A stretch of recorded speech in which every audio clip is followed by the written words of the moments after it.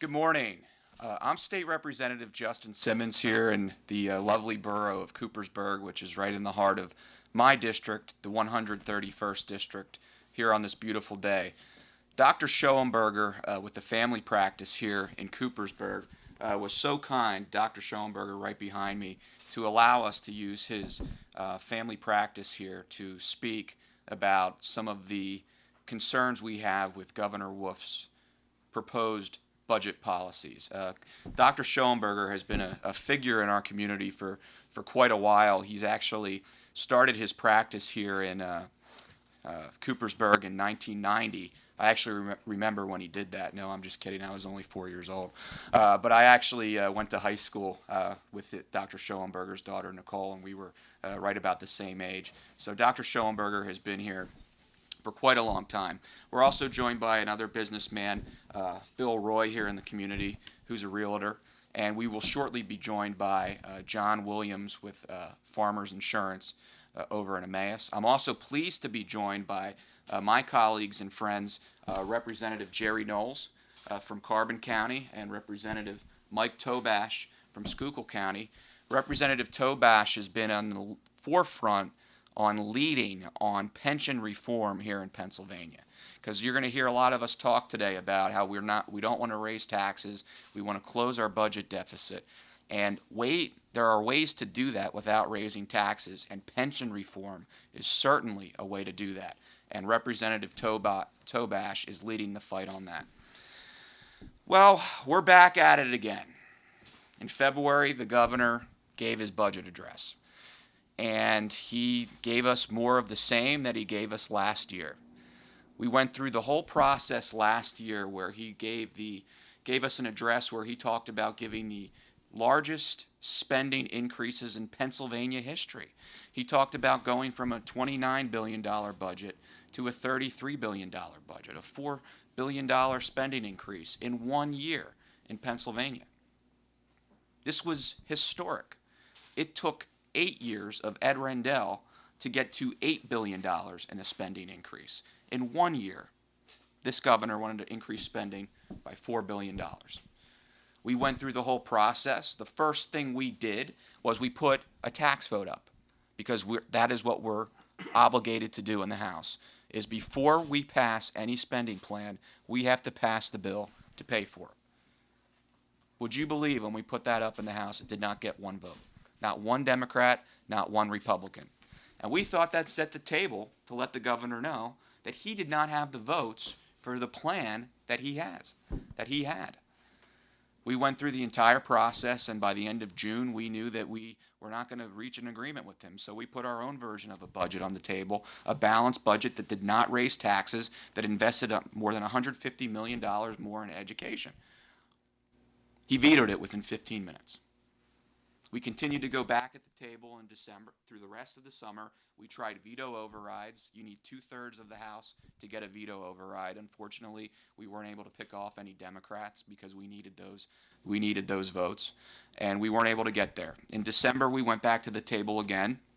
It looked like there was about to be an agreement between the Senate for a $500 million increase in education, and the governor would get some sort of revenue package to pay for it. But there was no idea as to what that revenue package was. Something had to be passed, but they did not know. As time went on, right before Christmas, that deal went through, and we ended up putting the same budget on the governor's desk that we put in June. And this time he signed 90% of it into law. So he did what he should have done back in June, because what he did in June was he vetoed the whole budget rather than picking line items to veto, because we agreed on over 200 items out of 400 in the budget with the governor. And he decided to just veto the whole thing. It was unprecedented. Even Ed Rendell didn't do that. So, we went through this whole process over the entire summer and fall to get to the same place we were in June. And really what it was about was the governor trying to hold the Commonwealth hostage for leverage for broad-based tax increases. And that's why we're back here today, because that's what's going on now. The governor has proposed another budget in February. And he came into our General Assembly, and he came and spoke to guys like me and Representative Knowles and Representative Tobash, and basically said in a nutshell, pass a budget, bow into my demands, or find a new job.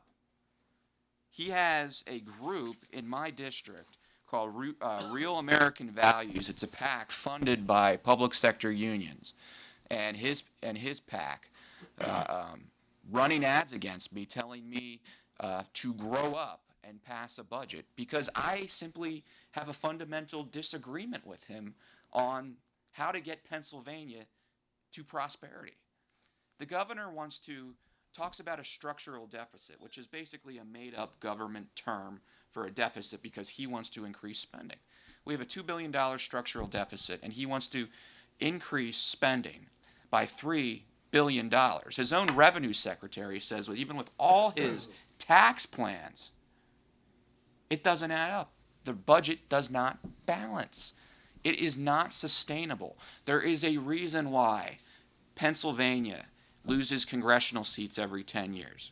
There's a reason why we lose population to states with no income taxes, to right-to-work states like Florida and Texas. Because our business climate here in Pennsylvania is not friendly towards small businesses, to guys like Bill Roy and to guys like Dr. Schoenberger. It gets to the point where they say enough is enough. And that's what we're fighting for as House Republicans. You know, I get a lot of people, I go door to door all the time, especially in this beautiful weather. And they're frustrated with the budget negotiations. And I'm frustrated too. But when I get out there, and that's why we're having this press conference today, and I explain to them why Republicans like myself and the gentleman behind me are doing what we're doing, they understand. They understand that Pennsylvania has a very high tax burden when you put all the taxes together.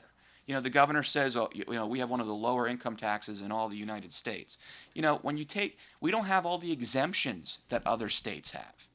A lot of states don't have an income tax. A lot of states don't have the local taxes that Pennsylvania has. So it's a false argument. You're comparing apples and oranges. And when he wants to increase the income tax, personal income tax, by 11%, that's really going to hit small businesses. You know, most small businesses file as individuals and pay the personal income tax. And this is going to really affect them. We're not talking about giant corporations like ExxonMobil or Comcast or other things like that. We're talking about mom and pop companies like Link Beverages over here or Mario's Pizza across the street, right here in Coopersburg. People that donate to the Little League, people that walk in our parades, people that our children go to school with. And that's what we're fighting for. We are fighting to stop this governor from wrecking Pennsylvania's economy. Our ultimate goal is to make Pennsylvania the most prosperous state in the United States of America. We're the Keystone State. We sit on a vast array of natural resources. We should be so prosperous. We live within a 6-hour drive, I believe, of 40+ million people in the United States right here in the Lehigh Valley, here in Pennsylvania. There is no reason why this state should not be a magnet for creating jobs. The Commonwealth Foundation did a study the other day and stated that Pennsylvania leads the country in in corporate welfare. What is corporate welfare? Basically, it's politicians and people in Harrisburg picking winners and losers with companies to give them tax breaks in order to keep them in Pennsylvania. And the question is, why do we have to do that in Pennsylvania? The reason we have to do that is because we have a disease in Pennsylvania, and that is the overall tax structure that we have here in Pennsylvania. If we had a lower corporate net income tax and not the highest corporate net income tax in the United States, maybe we wouldn't need corporate welfare. If we had a lower income tax, maybe we wouldn't need corporate welfare. If we had policies that were more friendly towards business and not more so in the bag for public labor, maybe we would not have to have corporate welfare here in Pennsylvania. So there are so many things we are fighting this governor on because this governor is over here, we're over here, And we believe that we are leading Pennsylvania in the right direction to protect small businesses and small family practices. You know, Dr. Schoenberger, he's not part of some large health conglomerate. He's a small independent doctor in a small town. You know, there are not many of those. What's going on with healthcare today, and and that's another story. But what's going on with healthcare today, with the Affordable Health Care Act? There's not many of those guys left, and it's commendable that Dr. Schoenberger is still willing to do that here in our community, to give that personal touch. So I wanted to touch on those ideas today to start off here. I want to introduce some of the people behind me. The first person I am going to introduce is Dr. Schoenberger. Dr. Schoenberger, thank you. Thank you. Thanks for having me. Again, I'm Douglas Schoenberger. I've been a private physician in Coopersburg for 26 years. Really love it down here. We have a hardworking population, really good people. Justin asked me to speak today because of the 11% income tax proposed by Governor Wolf. You know, my question is, why stop at 11%? Why doesn't he just take it all 100%? I see taxes just as a form of redistributing the wealth. I'm all for a safety net, but it's definitely out of control. I believe, 50% of the population either pretend to work or don't work at all. And if the government would make policies that provided more jobs, I don't think we'd have these kind of issues. It seems everything's set up that it's difficult to start a business, it's difficult to continue a business. An 11% tax, that's a huge burden to carry. You take together all the other taxes we paid, we're well over 50%. Who would work? I mean, people come to this country to keep the fruits of their labor. It's just we've turned totally socialistic. Maybe fascist as well. If you take a look at General Motors, General Electric, IAG, Wells Fargo, all companies that have been bailed out by our government. I mean, the idea in capitalism is to let the bad companies fail so that new ones sprout up with a stronger economy. An 11% tax, it's going to bury us. I mean, how are you going to bring new businesses to this state? I believe we lost in 2008, the jobs we lost were mostly like $61,000 jobs I've read, and the jobs that we've developed are like $47,000 jobs. I think the median income in the United States was $57,000 in 2009. It's dropped to like $51,000. I mean, that doesn't help the American worker. And I think we're the 46th most difficult country in the world to develop a business. We should be the easiest. We're capitalists and freedom. I don't get the whole thing. Government's killing us. 10% increase to cover a $2 billion deficit. Well, shouldn't we be talking about streamlining government? Some people need to go off the payroll.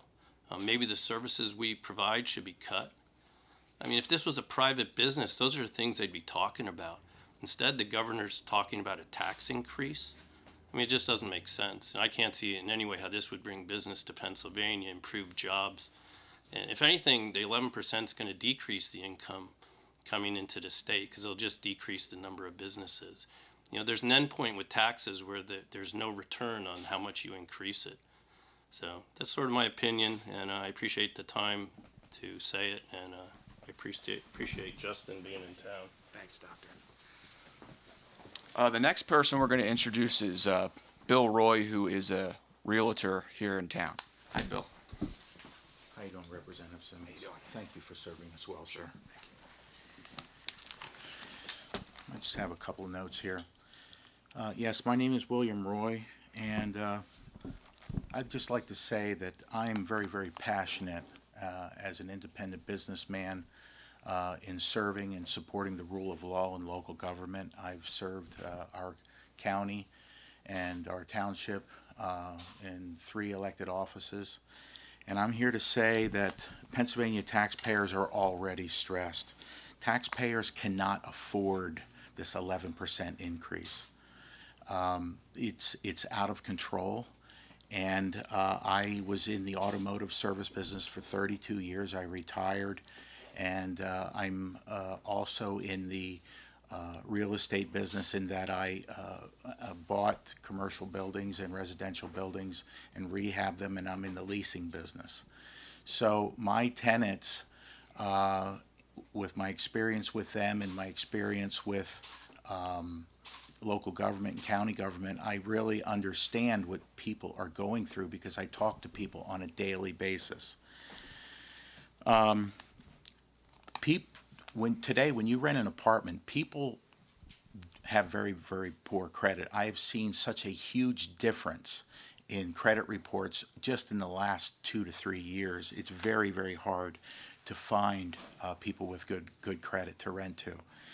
People are losing jobs, and over the years since I started doing this in 1980 with the rental business, both commercial and residential, I've never seen people it's so difficult to find a replacement job, and most people's jobs that they're replacing are paying less, as Dr. Schollenberger and Justin Simmons said. And another thing I'm seeing in this business, that in order to break the gap, what people are doing with their rental arrangements, they're moving people in with them. I just caught somebody in a 2-bedroom apartment having four people in the apartment. They had 2 extra people living with them. I'm seeing people moving their adult children in. I'm seeing singles that I rented to in a 1-bedroom apartment moving people in. These are all things that people are trying to do to survive. And the reality is that that's increasing sewage consumption, that's increasing parking, that's a fire hazard, you know. It's just not safe, and I'm the one that has to be the heavy to stop that. I'm even seeing people move in their grandkids because of the situation with the economy. My first building that I bought, the school taxes, and this is just another tax, not what Wolf is proposing, but the school taxes on my very first building were $680 a year. That same building, the taxes are over $14,000. Now, granted, it's been remodeled and added onto, but still, I'm not even dead yet, and we're talking about a lot of money. The reality is that it's out of control. And we have the worst combination for everyone. We have inflation when it comes to food and commodities, the things that people use. Janet Yellen's talking about a target rate of 2%, but when you look at food, food has doubled in price in the last 5 to 6 years. I think the real rate of inflation for consumables for our consumers is about 6.5%. And then when it comes to wages and business profits, we're talking about deflation in real terms.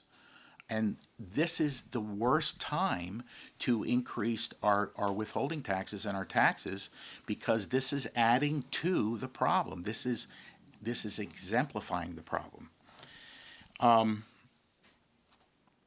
Common sense says when you raise taxes, you got to raise prices. When you raise prices, everything goes up, and then you're back to raising taxes. It's a vicious cycle. The cycle has to stop. We have to get back to common sense. Taxpayers are already stressed. We can't afford the massive tax increases Governor Wolf is proposing. I'm not authorized to mention a name, but there is a business that I'm intimately associated with, whereby this business is actually moving, it's a manufacturing business, and they are moving their manufacturing operations, some of their manufacturing operations, to Texas and Florida, because of far less taxes and the right to work states. This is a trend. And this is one of the reasons why it is very hard to get a good paying job in Pennsylvania. We've got to stop the madness. We can't be passing these spend and tax policies that Governor Wolf wants to implement on us. Thank you.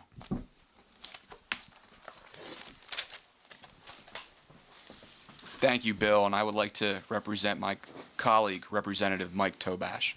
Thank you. Thank you, Justin. Yeah.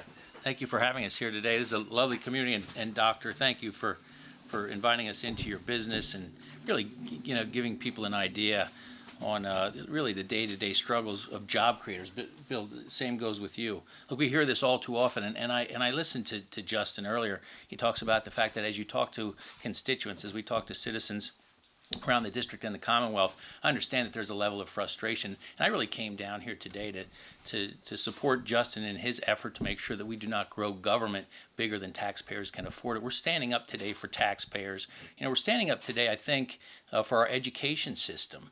We've got this dynamic going on in Harrisburg right now, and you can't go very far without somebody asking you to help come to a compromise and settle a budget. The 2015 and 16 budget has been passed for the most part in a great measure.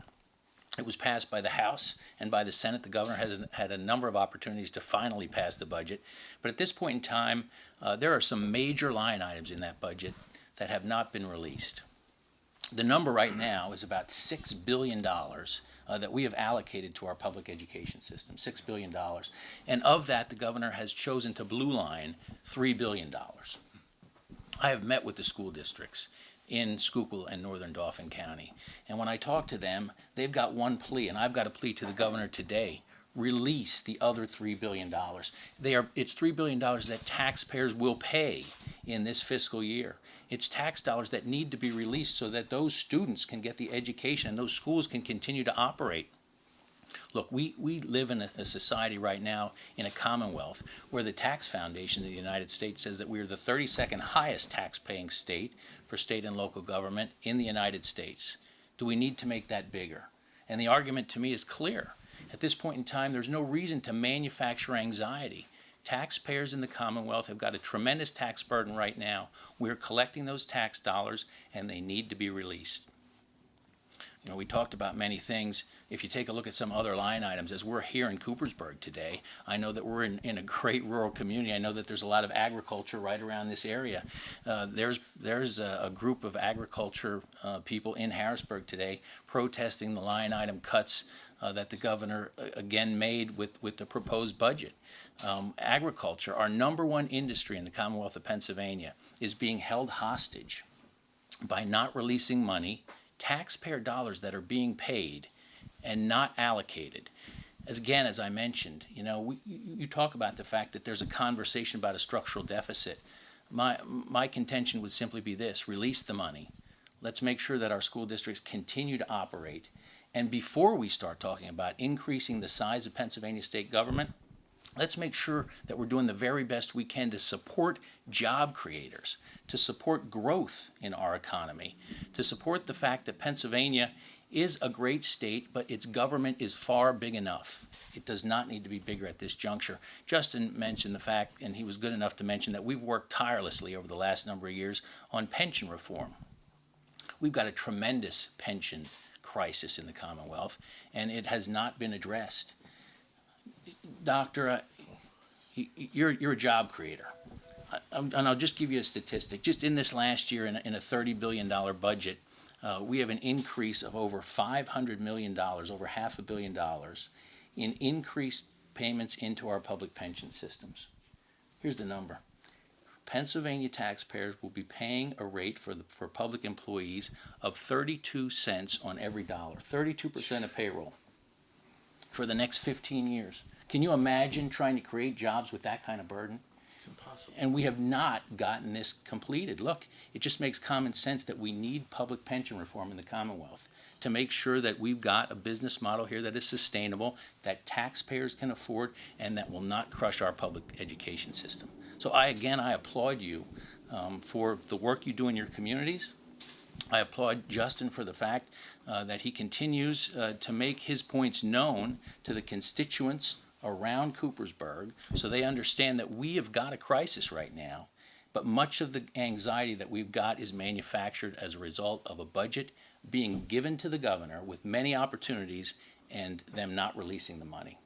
So at this point in time, my plea is for people that are willing to work, for taxpayers, and for our public education system. Justin, thank you. Thank you, Representative Tobash. And my next speaker will be Representative Jerry Knowles. Thank you very much. Justin, the doctor's over here. Doctor, thank you for your hospitality. We certainly appreciate it. And Justin, I want to compliment you for putting this together because these types of events are so important. They are so important because we need to let people know exactly what is going on here with this governor. Justin had mentioned it briefly, but I think we need to put into perspective in terms of the spending that has taken place over the last several years. I think we need to focus on the fact that from during the Rendell administration, and boy, we all know that Ed Rendell liked to spend money, but during the Rendell administration, the budget in the course of 8 years grew from $20 billion to $28 billion. That was in 8 years, from $20 billion to $28 billion. And then when Governor Corbett came to town, in the course of his 4 years, the budget grew from $28 billion to $29 billion. That's 28 to 29 billion. So now who comes riding into town but Governor Wolf? And Governor Wolf has proposed in the course of the 2 years that he's been working on a budget with us, he's proposing to go from 29 billion to $33.3 billion. That's $4 billion more in spending over a 2-year period. It's just totally unacceptable. It's not something that the people that I represent can afford. And the message that I get from my constituents is loud and clear. And that message is that you need to stand your ground and that you need to be certain that you don't allow this guy to just go crazy in terms of taxes. The thing that really jumps out at me and drives me totally crazy is that back in June, the House and the Senate both passed a budget. Now, I want you to think about this in terms of the way you run your home. That particular budget increased spending by $1 billion. By $1 billion. It was somewhere around a 3.5% increase. That's reasonable. That's what people expect. They expect us to run government the way we run our homes. The guy totally vetoed that budget. And what really makes me even crazier is that, so then he waits until most recently in December, and he signs that very same budget, blue lining, I think it's somewhere a little shy of 20%. But he basically passed 80% of the budget he passed. So my point is, for the life of me, I cannot figure why he would hold people hostage for that period of time. Why would he do that to people with special needs? Why would he do that to the social service agencies in the county? Why would he do that to education? Why would he do that to our college kids? Absolutely no reason that he would do that. But people need to know that he is the one that is responsible for what is taking place here. I myself ran a business with my wife for about 10 years. And I just, when he came into town, he talked about the fact that he was going to be a new and different governor. And a lot of us thought, let's give the guy a shot. I mean, he comes from the business sector. Let's see that that is not at all the case. I mean, he made promises to unions who dumped like $3 million into his campaign, another $10 million into the state Democrat campaign. And really, this guy needs to begin to govern and stop worrying about fulfilling promises that he made to the unions. He needs to do that. Now, I'm just speaking for myself up here. I don't want this to reflect anybody else in this room. But my advice to the governor would be this. Governor, come to the table. Think like a businessman. Do what's best for the people of Pennsylvania. The average person in Pennsylvania is struggling. They're struggling to pay their bills. They're struggling to eat. And you need to start thinking on their behalf They're not all millionaires like you, Governor. You need to be careful what you do to the people of Pennsylvania. And again, Justin, I want to thank you so much for inviting me to be here tonight. Thank you, Representative Knowles. That's going to wrap up our press conference today, but I would just like to add, I'd like to thank Representative Tobash, Dr. Schoenberger, Representative Knowles, and Bill Roy for participating in this press conference today. And I think the message we're trying to send is loud and clear. I'll add on a final note is to the governor that, look, all of us representatives, Mike, me, Jerry, we all represent 65,000 constituents. And we're hearing something very different than what the governor thinks he's hearing. And that's why we're standing for small businesses like Bill Roy and Dr. Schoenberger and standing for Main Street here in Coopersburg, because we want to create a more prosperous Pennsylvania for our children and grandchildren. And that's why we're standing here today. Thank you very much.